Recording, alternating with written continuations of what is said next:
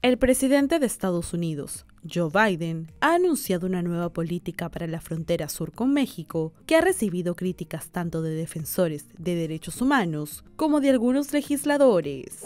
Esta política, que entró en vigor recientemente, establece restricciones más severas para las solicitudes de asilo, limitando la capacidad de los migrantes de solicitar protección si las solicitudes diarias superan los 2.500 durante una semana. La medida se implementa en medio de un creciente flujo migratorio hacia Estados Unidos y tiene como objetivo mejorar la seguridad fronteriza. Las nuevas restricciones han generado una fuerte reacción, especialmente de parte de grupos defensores de los derechos de los inmigrantes.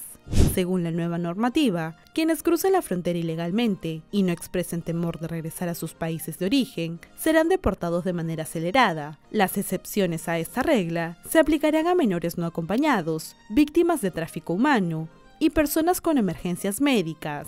Las autoridades justifican estas medidas como necesarias para mantener el control en la frontera y manejar la situación migratoria. Estas políticas se anuncian en un contexto político sensible, a solo 5 meses de las elecciones presidenciales en Estados Unidos, donde la inmigración es un tema central. La administración de Biden ha defendido las restricciones argumentando que son esenciales para fortalecer la seguridad nacional.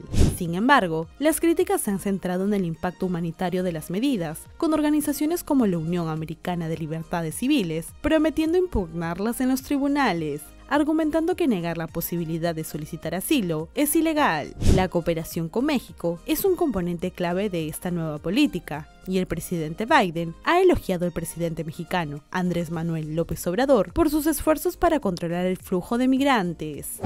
Sin embargo, funcionarios locales en ciudades fronterizas mexicanas han expresado preocupación por la posible saturación de albergues y la dificultad de manejar el incremento de deportados. A medida que estas políticas se implementan, queda por ver cómo afectarán la dinámica migratoria y la situación en la frontera entre Estados Unidos y México. ¿Qué opinas?